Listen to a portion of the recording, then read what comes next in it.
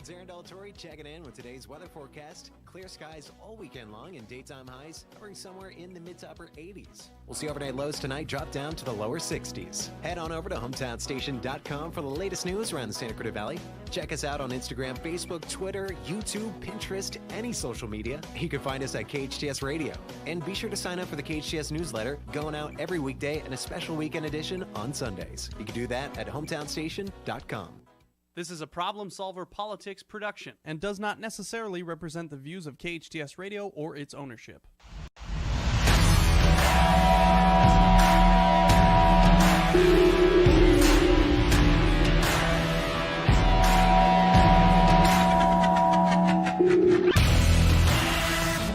I have a dream that one day this nation will rise up and live out the true meaning of its creed. People should not be afraid of their governments. Governments should be afraid of their people. I am paying for this microphone,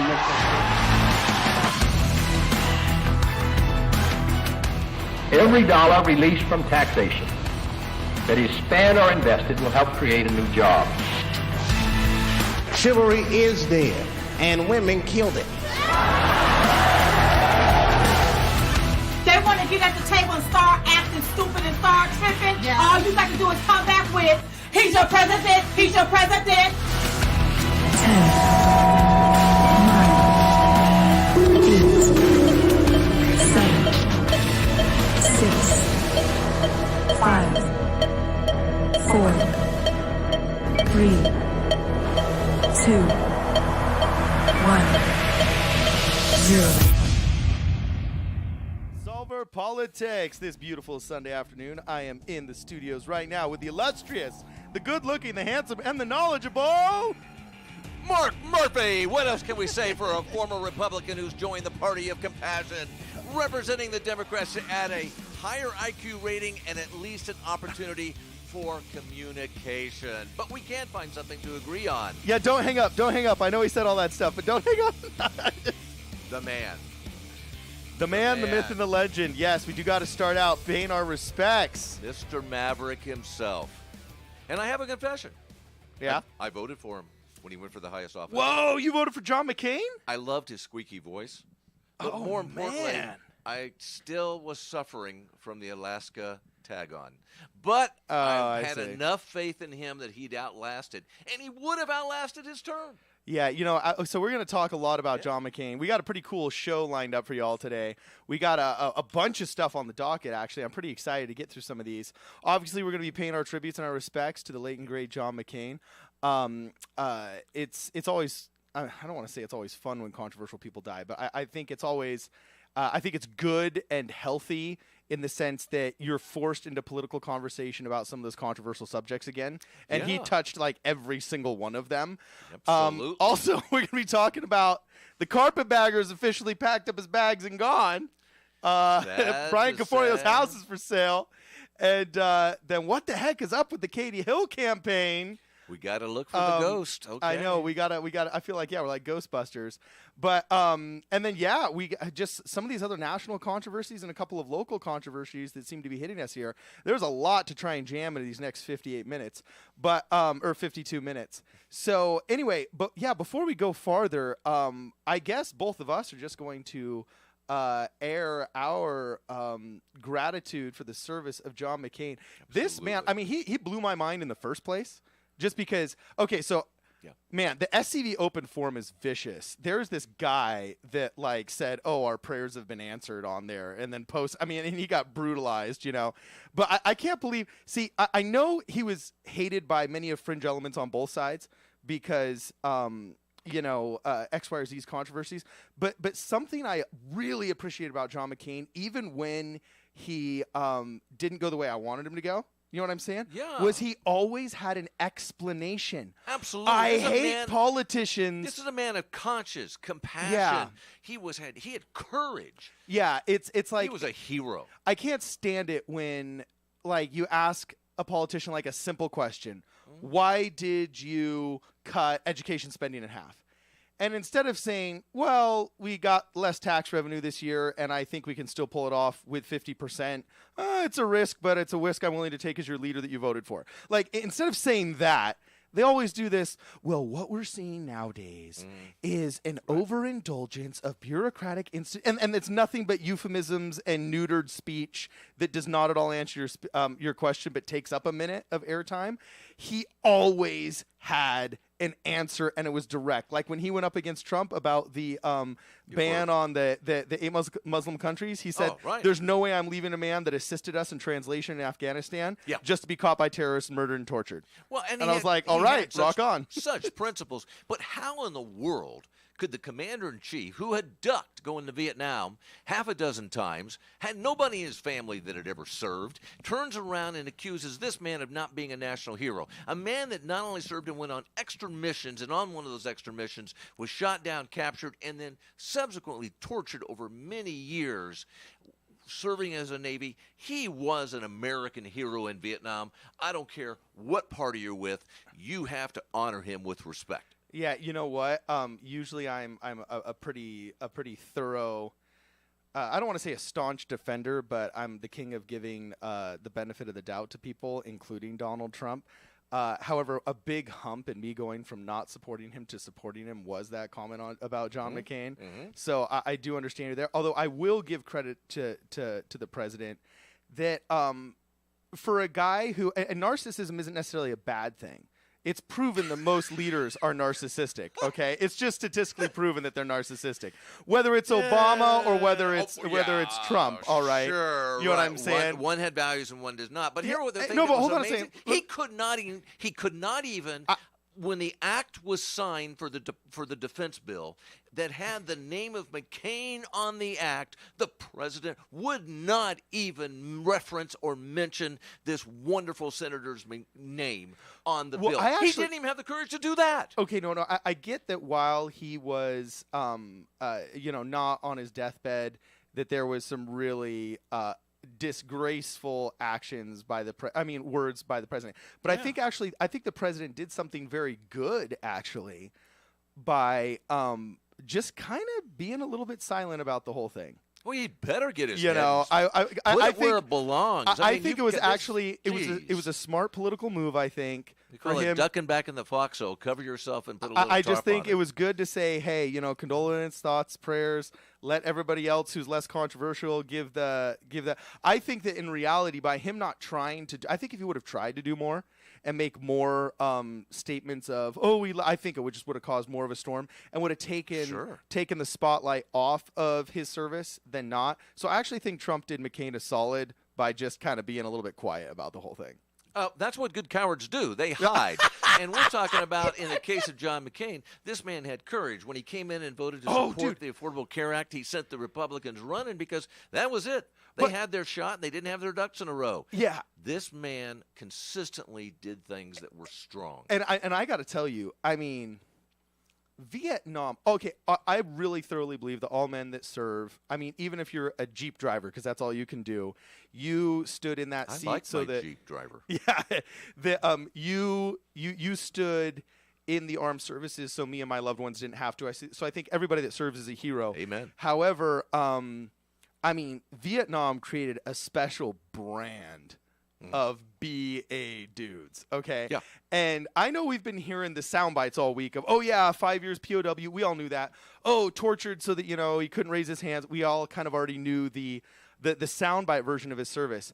But have you ever read in detail his 5 years in Hanoi? I did, and I got to tell you, there was nothing like it. Oh, my gosh! They had the son of the admiral commanding that area. They knew they had a guy they could just do something with, but they also thought because he was a smaller man in stature that, and he probably, his voice probably wasn't a whole lot different than it wasn't just till recently, they thought, we can break this guy. Well, guess what? Dude. This man was tough. I mean, there is just nothing but respect. Okay, I mean, we got other stuff we're going to have to talk about, but for any of you that have not heard the story, I mean, I'll sum it up in this. He gets blown out of his Skyhawk because he's forced to eject. And by the way, when you're watching like Top Gun with Tom Cruise, or you're watching these new modern ejection pods, you're not watching the ejection systems of, I believe it was an A-46 Skyhawk. Okay, he was barely alive, and that was a voluntary mission that he took. After he stayed, he did not have to stay because there'd been a fire on board his ship. A lot of guys died. He had every opportunity to go home, and guess what? This guy volunteered to go back out again. So he volunteers to go back out again, and he shot down over a city he was bombing. And back then, the bombers were the most hated people, the most hated Americans of everybody, because the bombing missions were the most destructive and had the highest body count, right? And we lost so many aircraft. I don't think Americans really understand that these guys from the Air Force and the Navy didn't just, fly off, drop their bombs, come back and sit there and have their beer and play poker and sit there in a nice comfort. Such a high percentage of them were lost on those missions. It was quite horrible. And it wasn't like behind enemy lines with, Matthew McConaughey. Not Matthew McConaughey. I'm already botching the actor, and so I'm just going to skip over this before I make it look worse. But it wasn't like behind enemy lines where you get up and then you just start, pulling in your parachute and then start living off the land. I was reading the medical reports. His right leg was blown sideways as he was ejected. One of his arms was broken, and the other arm was broken. He only had one arm to operate on, and he lands in a lake in the middle of Hanoi, so that people know it's him. They just saw him shot him down. And a guy gets angry and comes up and stabs him in the groin, most likely trying to emasculate the man with a bayonet. Then he's dragged, and he's just, since he was a bomber with no anesthesia, no nothing, they just throw him in a cell for 5 days. On the 5th day, they agree, once again without anesthesia, to set his leg. So he sets his leg, like we're talking the bone was sticking out, just the worst. I mean, he could have died of infection, the whole 9 yards, and he's there for 5 years. And what blew my mind was the intel finally came back that, hey, we got the big Pumbaa's son here. If we let him go, then we look like the benevolent, we're treating the POWs correctly. But I had no idea that there were these rules of engagement, that if you're taken prisoner, that I knew there was always POW rules of behavior for soldiers. If you're taking this, how you're supposed to behave. Right. But I didn't know that you have to leave in the order you were taken. There's all sorts of rules. Since they wanted him, since they wanted him to go so they could look good for their PR push, he said no, because I'm POW number 185. The 184 ahead of me have to leave before I do. So that's why he refused. It's not because he was thinking like, oh, dude, I'm hardcore and I can stand the rice and the chicken. You know what I'm saying? He wasn't considered tough. I mean, he was near, I always think, 5th from the bottom of his class in Annapolis. This is not a guy who always thought he was a superstar. He just was a tough dude. My dad was Special Forces at the time, and he'd take part and rescued a bunch of Navy flyers. He also had planned some of the big missions that went after trying to break in and save the camps. He had such admiration because my own dad had been grenade, bayoneted, shot, and dragged himself off a hill. He'd been captured once. He knew. How come we don't have tough guys like this anymore? Oh, honestly, how come we don't, man? They have children. I mean, like my grandpa, he was straight up in the Pacific Theater with a bayonet, dude. I mean, like, this guy practiced bayonet charges, and I'm not here to say that, the modern military fighting man isn't tough, because when your life's under threat, it's an adrenaline rush that none of us hope we ever experience. But you do have to look back and think, man, I mean, with bayonets and 30-06s, my grandpa fought for his life and country. I mean, that is a particular brand of just totally BA that, I don't know, it's pretty crazy. And that is why, if you don't even remotely understand that, you shouldn't be commander-in-chief. I had to get that in there. you had to put that one in there, last time. But now let's move on to something. Well, neither did Obama. Obama didn't understand. That's not like he was a war hero. But he didn't make fun of John McCain. I mean, come on. Yeah, but he invaded Libya without congressional permission, and nobody got mad at him like they did at Bush. So what? So we're going to take another oil-rich country company, or whatever. Yeah, because your guy was good looking. That's why. You bet. Yeah. Okay. Awesome. So anyway. So yes, our thoughts and prayers go out to the family of John McCain. So let's move on. And we're going to move on to dude, this is just hilarious to me, okay? And please call in to 661-298-KHTS if you are in escrow or buying Brian Cavorio's house, because I will Mr. Strickland. I mean, this man came, he fought, he lost, he went Dude, home. I want that to be a Santa Clarita historical landmark. I just want it to be, because, and this is my only real worry, because I've said this many times. I joke around, oftentimes probably as part of the shtick of the show, and because agreeing all the time just isn't fun. You know what I'm saying? But I never do that. That's always dealing with facts. I mean, come on. So I joke around, and you guys probably hear me spar a lot with Mark about, Republicans being better than Democrats and so on and so forth. But the truth is, I want a healthy and robust Democratic Party, just like I want a healthy and robust Republican Party. To a certain extent, I wish we had a healthy and robust third, fourth, and fifth party like the Founding Fathers originally wanted. So I'm not here to, bag on X, Y, or Z thing of Democrats, because I think if Democrats consistently stink and they never win, well, then Republicans get lazy and they stop serving us and then become, they just become what California is to Democrats, Texas is to Republicans, basically, So I want there to be healthy and robust Democrats, but the problem is, you can't be I'm worried with what's going on now. We either get the Brian Caforios, where they're moving up from Beverly Hills. They've got the experience and the political background. They can pull it up, but they really aren't Santa Clarita residents. And no matter what they say, they're not invested. Well, and Tony Strickland, look what happened when he ran. Yes.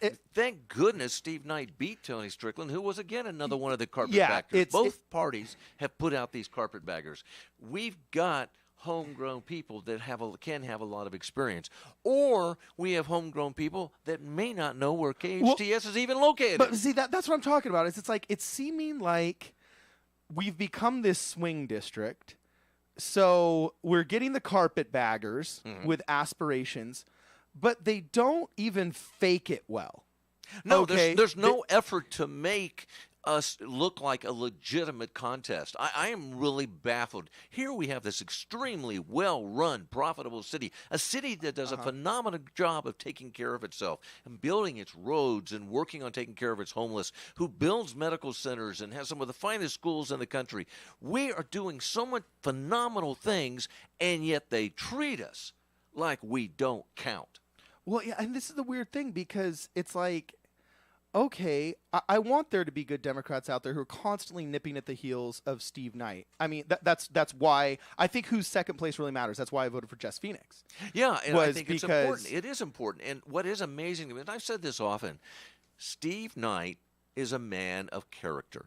Now, as a Democrat, I have massive problems with some of his voting. I mean, he's extremely conservative and very supportive of the NRA, and I think he's far right of where he needs to be. On immigration, he's somewhere, maybe a little bit to the right, but I get what he's trying to do. In the case of the funding cuts to critical things like Medicare, I worry about his commentary on Social Security and Medicare, and I also am worried about his support on the tax cuts. But that tax cut thing, we go round and around this, and we go round and round on tariffs, and there's a lot of issues there. But the one thing you can say about Steve Knight is he works his tail off for this district. Man. I was about going to say, I've had to not block his number, but I've had to mark the number that comes whenever he wants to do the telephone town hall. You know what I'm saying? Because I get the call so much. Town halls. He's communicating, and he's consistently passing laws. Okay, so but you're the Democrat of this little duo right here, right? And proud of it. And proud of it. Yeah. What is up with the Katie Hill campaign? Because I'm baffled. I met Katie Hill before she was actually an official candidate, and I have great respect for the woman in the sense that, okay, I like people just like I like John McCain. I like people that put their money and their time where their mouth is, and I met her at the homeless count. Wow. And I actually... That's commitment. Yeah, and she was there with her two little, what I found out later were campaign minions. You know what I'm saying? But she had a little group there, and she was nice and she was respectful. I was standing next to her. I was like, oh, hey, do you guys want to come in my truck? And I just bought this truck, and it has really darkly tinted windows because I bought it from a cop. You know what I'm saying? And it's really funny because it was dark at night, and I almost hit a car once. So bless you, Katie Hill, for not, freaking out on me. But anyway, so she comes in my truck, and we're cruising. We count the homeless, and we have a fun night. We even talk politics. And I said, oh, you're running. I was one of her first signatures. Wow. And she was doing it the old school way. She was doing the Bernie Sanders route where she's not just going to pay the $3,000 to be on the ballot. She's going to get the actual 2,000 signatures you need. Well, and she is a local person. I mean, she's got a long life here. So left, right, or center, I have respect for people who are going to do that. But since then, it's been a ghost in the system. And I know she's scoring points with the Hollywood elites. I know she's getting the HBO TV show. I know she refused to take out-of-district money because she's getting so much out-of-district money. You know what I'm saying? When she's going up with the Caforio, she wouldn't sign that agreement to take money out of the district. We'll talk about that on the other side of the commercial, right? But I don't know what's going up in the sense that, like, it's... I got a lot of venting to do here, so when we come really? back from the break, I really want to have some fun with this because I am a disaffected and frustrated Democrat. Oh, wow. Geez. Okay, well, on that note, we're going to take a short commercial break, and then he's going to vent on the other side. This is Problem Solver Politics.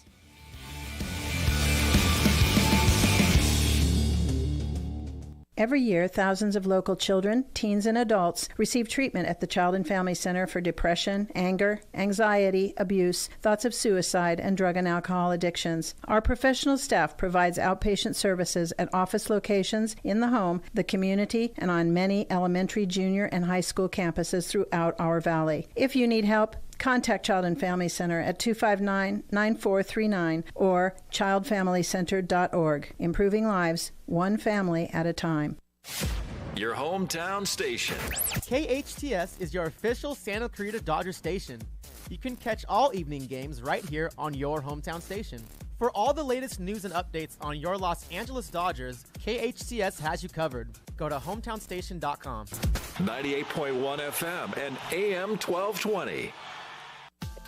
Little Eye Leaders is the newest preschool in the Santa Clarita Valley. At Little Eye Leaders, our outstanding teachers lead with intellect, perspective, and heart. That means our programs provide a warm, nurturing atmosphere to meet the unique needs of each child. We believe that play is a powerful form of learning for young children.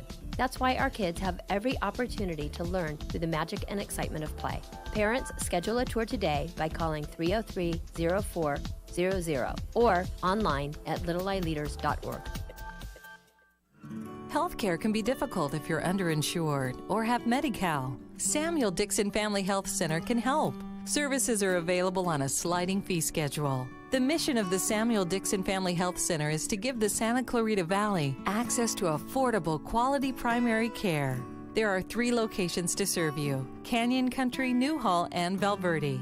Go to sdfhc.org for more information and to find the location most convenient for you. KHTS. Now FM 98.1 FM and AM 1220. Your hometown station. All right, welcome back to Problem Solver Politics. This is Cardon Ellis and Mark Murphy in the studio talking a little bit about what the heck is up with the Katie Hill campaign. We're trying to wrap our heads around it because we both have some dual frustrations going on with this. Mark, you were about to finish your sentence before the commercial break. Hey, I just got to understand something. You know, if you're in a district where the Republican, who's doing an incredible job as a congressman, in just the nuts and bolts just of the things. nuts and bolts of the job. He communicates. He made 50-some trips back east. He crosses the aisle to work with people. He's constantly working on legislation. And you mentioned last week, I don't want to interrupt you again, but you mentioned last week you really liked a bill that he passed about not very glamorous, but nuts and bolts measures about women's pay, equal pay for equal work. This guy, you know, he does try and pass bills that have to do with our district. I mean, he goes and finds ways to obtain jobs. He's working in the defense side. He's working in the various committees that we need to see that's going to help this district. But the guy works his tail off. And, you know, this is the thing. Okay, I look at that and I go, man of character. He's got a solid marriage. He's married to an immigrant. He has understanding of that topic. Yeah. He is a guy who's lived in this district for a very long time. I mean, his dad was a political figure. And this man served in law enforcement and he served in the military. And he served in the military at the time I did, when not many people served in the military. I mean, this was not a popular time to do it. Yeah, exactly. And he didn't get any benefits coming out of it. He's in that period of time where we didn't get stuff coming out of it, not like they do today. So here he is. He goes. He's working his tail off, but he only wins. He's only in the 52 to 53%. Because he's a horrible fundraiser. Let's face it. Well, I give him great credit. Even though he got outspent 5-1, he still beat Tony Strickland. There's a lot of people who get this. Yeah. But here's the thing: and you're in a district like that where the other candidate, the Democratic candidate, now has an opportunity to swing this district. You're going to have to work even harder than the existing congressman. Yeah. In my opinion, I got to ask you something. I've got 4 Democratic voters in my house. And for the most part, we talk about where they're at. Now, these 3 of them are women. Okay. And they're in their 20s, and you would think they'd be in the demographics of the person running now, and they're looking going, we haven't heard anything. Well, see, that's the thing. It's the correspondence. Nothing. No Facebook, no state-of-the-art stuff being sent to them, all that fancy social media stuff that I barely understand. They're not getting any of that. They don't even get any literature. They get nothing, and they're going, who is Katie Hill? That frustrates me as a potential voter because you're not even making an effort to reach the people who voted in the primary? Well, I don't get it. And my only – I don't want to say like, oh, hey, I'm a big deal, and, if you don't like me, you're silly. But, I mean, I've texted her 3 times saying, hey, want to come on the show? And then we reach out to the campaign manager. I fought like mad to finally get communication from their team, and they agree, they'll come. Over a month and a half ago, they finally agreed that they would come on Labor Day weekend. And then, to top it off, they asked me if they can phone it in. Yeah. A live show. They just want to phone it in. And then didn't he ask, like, where it is? Oh, yeah, they asked where it was, too. I mean, I'm talking about, wait a second. It's not like this is New York City and we have a lot of radio stations.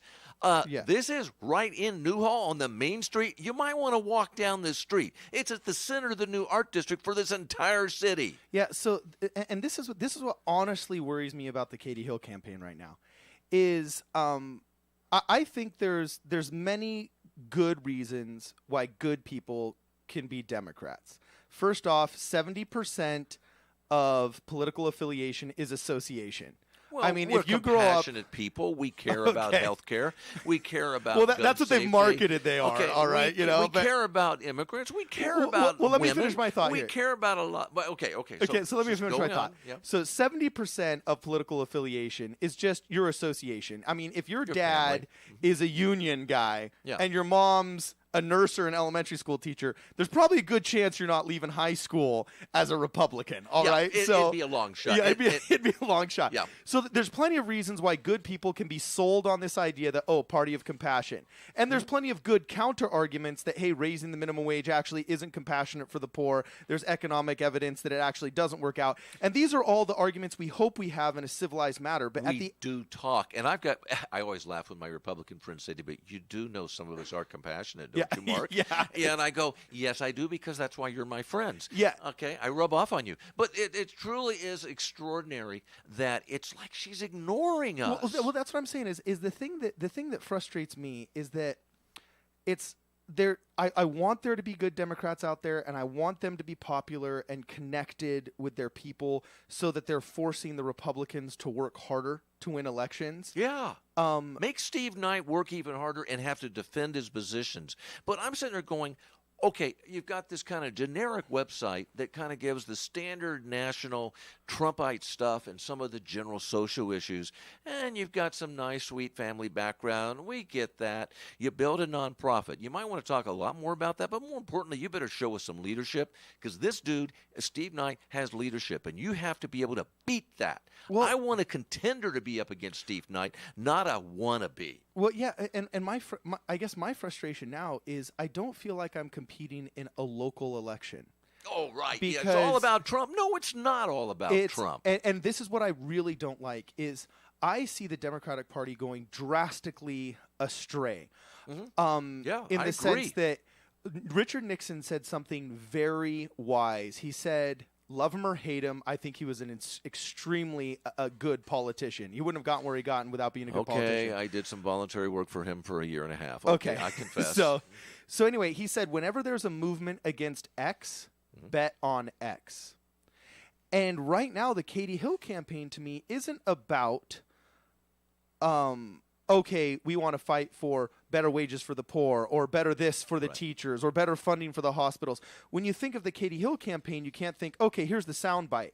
They're definitely into this, and, they're hoping to get that 51% that will be swung by that. No, she's against Trump. I have talked to 5 or 6 people. She's got the little minions out there knocking doors. Yeah, I got friends on Arcadia Street that said, oh, yeah, dude, they knocked my door and ripped on Trump for 20 minutes. It got so bad as an independent that I finally had to lie and say I was a Canadian citizen just to get them off my door. Now, granted, look, I was a Mormon missionary for 2 years. I'm sure there's people that probably lied to me to get me off their doorstep. All right? I think as a Mormon missionary, you're probably well suited for this. I don't know what would be worse, knocking on doors from that or knocking on doors from the political side.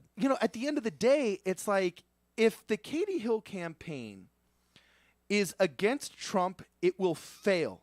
If that's all they got is to be against Trump, we all know that Trump is, okay, he's the apprentice. We know that's our president. We know he's got all these family issues. We know he doesn't necessarily tweet well. We know that he can't, it is entertaining, but we know that he can't spell. Okay, that's all given. We know that he likes golf. Okay, these are things we know, and we also know that he really likes a guy in North Korea, except he really can't get him to cooperate. We've gotten 4 digs in now. Okay, keep going. But here's the issue. That's there.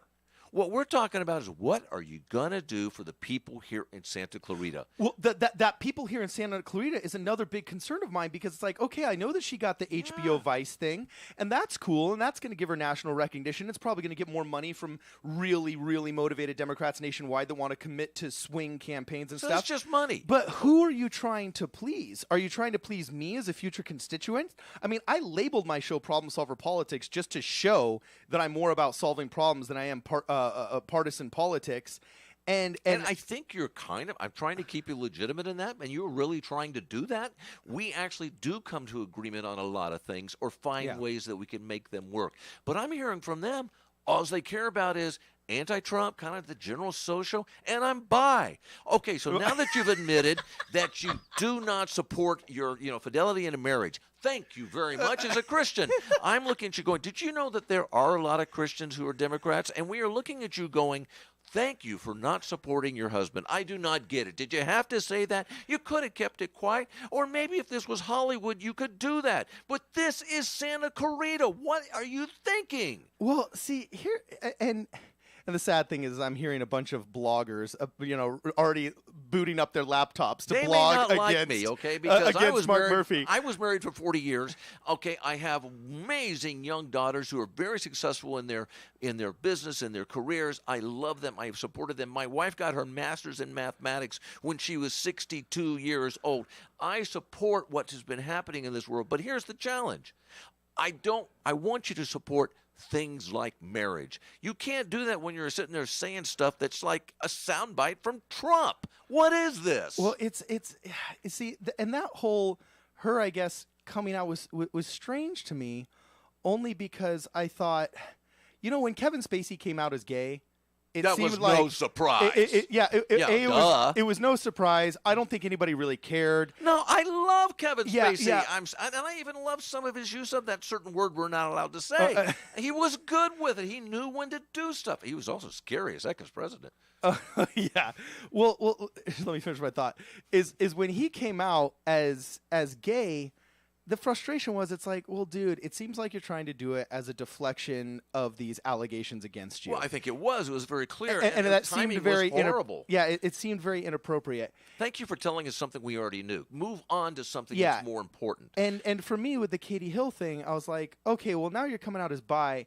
To me, that's an act of political convenience that cheapens the argument of those that might actually be struggling with it in their lives and their families. We have a lot of people who have legitimate reasons to be defending it. I hired individuals. I've had transvestites. I've had people who had operations to change their sex from one to another. I had people with HIV who died when they worked for me. I mean, and I hired them knowing that they were going to die. These are people that I had a lot of compassion for. I was mentored by people. I had a first sergeant who was of a certain persuasion. I'm just going to tell tell you that I got that. I supported it. I understood it. They were human beings who did their jobs well, and that's why I did everything I could for them. But here's the thing.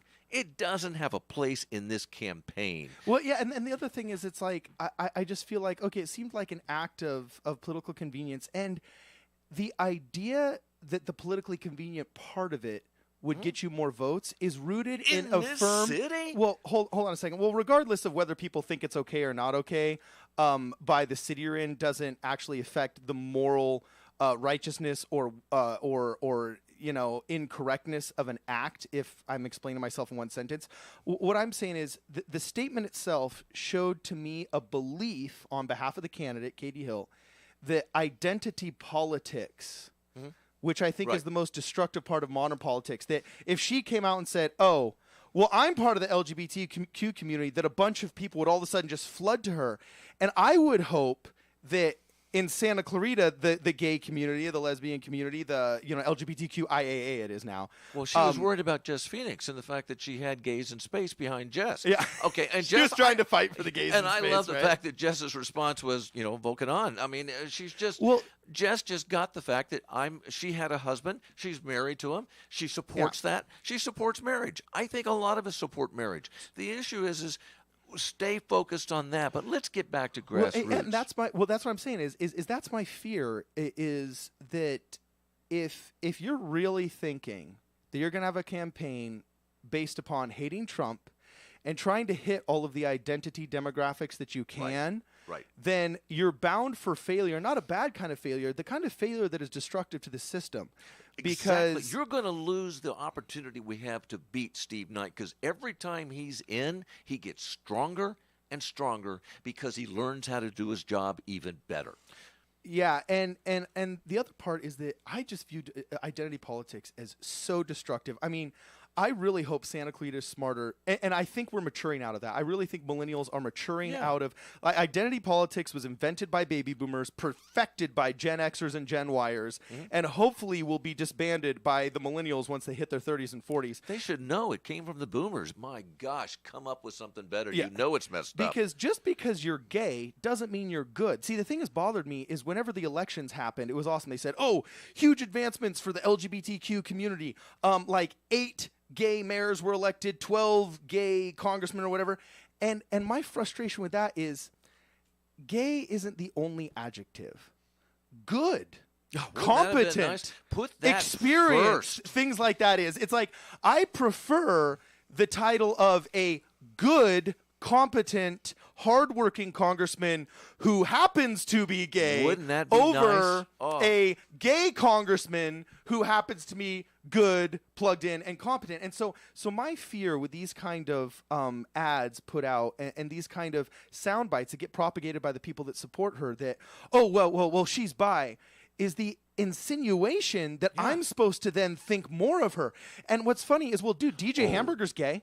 But he's totally Republican, and he's a Methodist. I mean, it's like so. Okay, we go to the same church. I mean, it's like really funny because I look at him and go, "Yeah, we're a church that welcomes anybody." I mean, it's so funny to me because to me, he's just another human being. We're all human beings in this. The issue here is you're making something out of nothing, and I don't get that because what we should be talking about is what's important to this city. Well, so read me this. What is the fix then? I mean, this is problem solver politics. If you want, because she's your gal right now, you don't have any other choice. Good. Well, no, she's putting me in a position where, and I've talked to a lot of moderate Democrats. We're right in the middle. There's about, you look at maybe 5 to 10% of your Democrats who could swing to Steve Knight.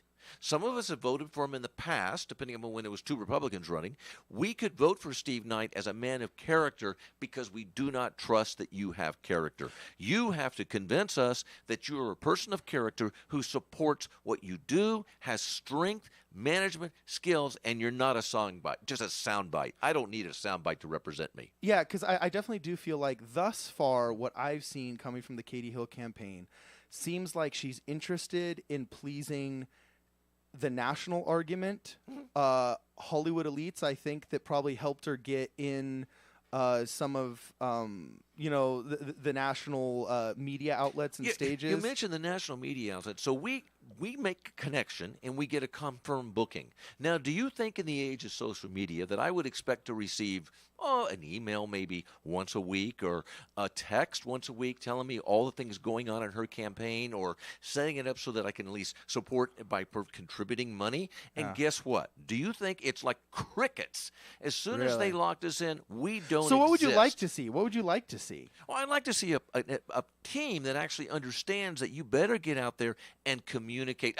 Okay, for example, this morning, I drive... Because she's got the minions knocking the door, Minions. ripping on They Trump. remind me of the Minions from the show The Minions. Okay, I cannot believe this. I drove through, I was on McBean Parkway this morning, coming home from church. Okay, yes, I do go to church. For those who hate, I'm sorry. But anyways, I'm coming home from church. I see this mob on the corner by the mall, and they've all got signs. Some say DACA, some say something else, some about women, some about this, and some say, a bunch said Katie Hill, and they're running around kind of banging the signs together. I can't read it because you only got like 1 second. You can see 3 words when you drive by. You don't see someone just poised like Scott Wilk always used to do, where he'd stand there with the sign that says, "Got Wilk." He'd just stand there and wave, so you could see him, identify it. These are a bunch of people that reminded me of the Minions. They're just running around bumping into each other. They look like something that I cannot believe this is my party.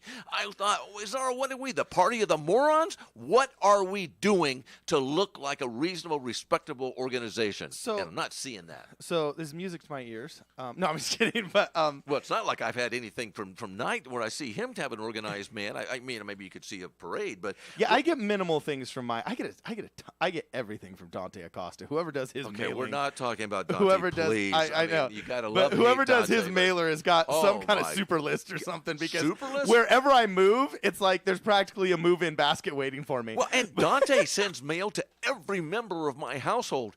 Democrat or Republican, he tells them what he's doing. He sends emails, texts, and they go, "Should we like this guy?" And I'm going, "I'm not sure, but I tell you one thing: he at least tries to tell you what he's doing." And I was going to say that what he's doing works, and something I appreciate about him, that is actually what I felt would have been good about Jess Phoenix, was the ability to listen to constituency, and I have no doubt that Steve Knight, if 20 Democrats, the Coalition for Better Funding for Pre-K, Laotian minorities. We do exist. Or whatever, if that group said, hey, these budget cuts have really affected us in X, Y, or Z thing, we want to meet with you and talk options.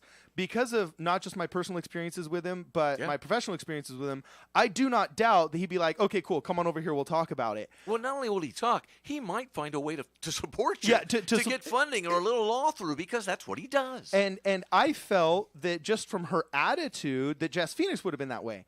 Because of the way this campaign's going, I don't necessarily feel that way from the Katie Hill campaign. I'm beginning to wonder if we just simply have a superstar that's going to be up there waving to us from the hill and saying, "I'm going to just go play golf with the president, and I'll see you some other time." Well, and it's a strange form of internal carpetbagging almost. Yeah. Where it's like reverse carpetbagging, where it's like, okay, I live here, I'll take the money from the national argument, and then I'll fight the national argument, and I'm waiting to get to Washington where I can do my thing. So anyway, we're going to talk a little bit more about this on the other side, and then also a couple of other interesting things about the bullet train. This is Problem Solver Politics.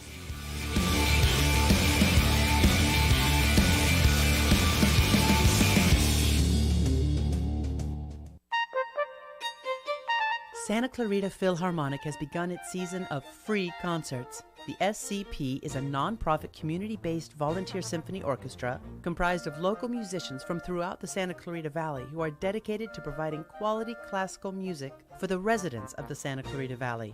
Like the Santa Clarita Philharmonic on Facebook or visit santaclaritaphilharmonic.org for more information. Hometown. If you see a traffic problem in our valley and would like to let us know, call the traffic tip line at 298-KHTS. That's 298-5487. 298-KHTS. 98.1 FM and AM 1220. How did you become addicted? A friend? Were you at a party and someone said, "Hey, try this"? Then you got the cold sweats and started shaking. And the more you did it, the more it didn't work. So you switched to the needle. Now you're a train wreck. Drinking, drugging, broke. Your family hates you, and you hate you. Get out of your hell on earth now. Call the Detox and Treatment Helpline today for immediate help. In many cases, your insurance may cover the costs. We can't guarantee it, but we can guarantee we have what you need to change your life for the better. Pick up your cell phone and call right now. 800-694-1135. 800-694-1135. 800-694-1135. That number again, 800-694-1135. Now FM, 98.1 FM, and AM 1220, your hometown station.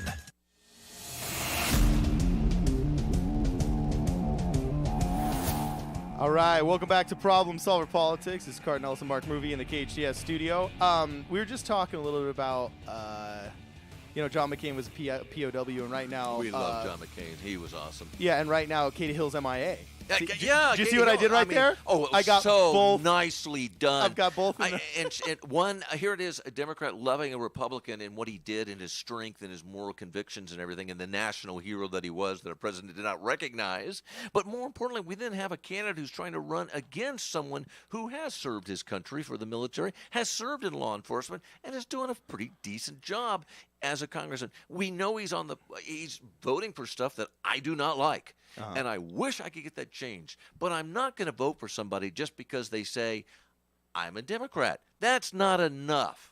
Yeah, and my only fear here is I always think, okay, well, what if they win? And when Barack Obama won, a common and pretty much universally accepted social scientist and political scientist point of view is that he really used up all of the social and political capital that he had in those first 2 years getting Obamacare passed. Which was worth it in the thing that I'm glad that he did. But what he didn't do, he didn't understand the value that I had to have legislative aides that knew how to go across the aisle, work with the congressmen, work with the senators. He didn't even spend a lot of time working with his own party. One of the biggest challenges he had is he spent almost all of his effort trying to negotiate with the leadership of the Republican Party. Look, you can't take blind men into a room and expect them to see. They had no capacity to do that. But he also didn't work with his own party. He didn't know how to do the job of as president. But I'll give him great credit. The man had moral character, unlike certain other people we won't talk about. But here we have someone who's already told us up front she doesn't support the sanctity of marriage. Okay, that's not okay. We're just going to move on from there. I have no idea if she has any faith. Hold on a second. Let me finish my first thought. Yeah. I don't think necessarily admitting for me, the problem I had with the video of coming out and saying the I'm bi thing isn't necessarily distrusting the sanctity of marriage. I think you can be of mixed sexual orientation and treat your marriage plenty, not sanctimoniously. I don't even know what the word is for that. But I think you can be plenty faithful while having, whatever you want to call it, same-gender attraction, same-sex attraction, whatever. But my frustration with it is that it plays into the idea that because of my identity, I'm therefore a better candidate. Yeah, and that's identity politics at its worst. Yeah. And that's what bothers me. So I don't think it's necessarily a disrespect to this to the sanctity of marriage. I can see how people would view that as treading on thin ice and being a very gray area, and why it might be maybe off-putting to some people. And that's probably a generational issue. But she's not going to get any extra votes from that already. Well, I'm fearful that if she did, that's a bad representation of us as an electorate. Because if I were to think that DJ Hamburger's a great guy because he's gay, I'd be an idiot. Yeah, I think he's a great guy because he's hecka smart. He's super well informed. Well, you just like him because he's Republican, but I got to tell you, but he works he works his tail off. He's a man of faith. There's a lot of character there. Well, no, but on the same token, like Andrew Tabon, who's a huge supporter of Katie Hill, he's probably one of the most liberal guys in Santa Clarita. I like him very much because he shoots it straight. He says his opinion. He keeps it extremely civil and very academic, and he's gay. as well, but completely on the other side of the political fence. A lot of us Democrats are not gay or bi. What we are trying to say is that what's really is frustrating, would you please pay attention to us? And more importantly, recognize that this city is split pretty well 50-50, and we've got a lot of the leadership that has built our roads, our schools, our hospitals, has built the infrastructure of this city and built the arts and the libraries, all the social stuff. The amazing thing is all these conservatives have built, like progressives, a city that takes care of itself. This is almost like looking at the Teddy Roosevelt administration and saying, this is the way we do things. These are progressive Republicans who run this city. Guess what? I love it when you better recognize that and come here and treat us respectfully and treat them respectfully. I love it when Democrats have a revisionist history in which they start taking credit for the gains of capitalism. And we always do. I mean, we take full credit. Yeah, for it was Dwight Teddy Roosevelt, Eisenhower. not the invention of steel, the work of the railroad companies. To do it. Oh, steel! Come on, I was Irish. Just like we it was Bill Clinton in the railroad. 90s. It wasn't the fact that America basically invented and perfected the internet in 8 years. It was Bill Clinton. It was right? Bill Clinton in the 90s. Okay. But what more importantly I'm looking at is that you've got to recognize that there is a structure of leadership here that's gotten a lot of done that's been good for the people.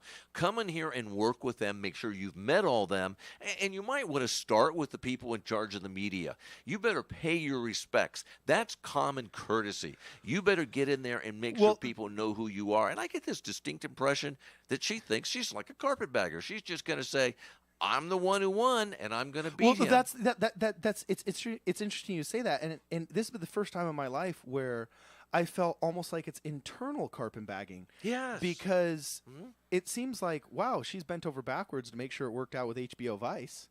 Yeah, I had Vice calling me when I was going to interview Steve Knight, asking what we're going to talk about, trying to at least come across as bipartisan, but I'm like, no, you're not. But anyway, that's what worries me, because it's like, well, who are you working for? I've seen a great amount of effort going into showing the identity politics police that you're with them. Right. And I'm a good trained puppy in that regard. Okay. Yeah. And I've seen all of the activists, and some of these kids are good. You know what I'm saying? Some of them are a little bit psycho, and some are a little bit crazy, and some are just brainwashed by their liberal COC poli-sci professors. Second. These are kids who got out there and they're working. You know, some of them are brilliant. But some of them are, and it's like there's very good Democrats that support her. You know what I'm saying? But on the same token, we would like to. Yeah, I think at the end of the day, 90% of your job in Congress is bipartisan. You better be. You got to figure out, okay, if we're raising these tax revenues, or if, this many baby boomers are going to retire, how are we going to make sure that Social Security is solvent, and yada, yada, this and that. In this district, you better recognize, if you cannot convince some of the Republicans or the moderate Democrats to vote for you, you will not win. Yeah, so then what, I guess, okay, we only got 2 minutes left, but what would you like to see to feel like you were catered to more as a Democrat? Well, the first thing is to start communicating with the voters who voted for your opponents in the primary election. You better have their mailing list. You better be contacting them. You better trying to reach them. Well, they got them. But they're not using them. I mean, we're not getting no emails, no social media. And when those of us who go on your website and sign up and communicate with you, you might want to, and we say we're a Democrat, you might want to make sure you send something to communicate to us. So send us literature. Look at your opponent. Look at the information that he's sending out every week supporting various actions. This guy's trying to get stuff done, and that stuff's coming into our rooms every single week. And you're not doing that. You're just sending some people out to bash the president. Well, guess what? That isn't going to get our vote. When there's a movement against X, always bet on X. And I've always said there's no blue wave coming, because as long as Democrats in every fight, it's not about what we stand for, it's what we stand against. That's correct. And when you do that, you will lose. You will lose. And they're doing it with Trump right now. That's why I think even the bogus candidates like Roy Moore should not have had a chance in Hades. I mean, honestly, thank you for an honest confession. He shouldn't have. It's like Sarah Palin. I sat there going, I have voted for Sarah Palin. Oh my gosh, I've still not forgiven myself. But then I have dear friends. Hey, well, she was smoking hot. I mean, I voted for that cruise chick that was. I got to admit, I'm sorry. There was that side of it. And you have to admit. All the feminists just got really angry and are talking about how I'm part of the patriarchy. McCain wasn't the hottest looking. Okay, so anyway. That's my fear. My fear is that in displaying the identity politics card as one of the primary cards, and the only correspondence I've seen has either been from super PACs for or against here, which don't have to do with us. Yeah. That's how you get national money into local politics. It's not local literature. It's nothing to do about us. And my fear is that if she does pull it off and does get elected, I fear that I would not be represented or be catered to as a citizen of the 25th District. And I fear the same thing as a Democrat. Yeah, and if she loses, I think it's going to be disheartening for people to want to put up good candidates in the Democrat Party. So anyway, we got to go right now. You guys have been totally amazing. Hey, come next week. If you support her, let us know where we go wrong. You know what I'm saying?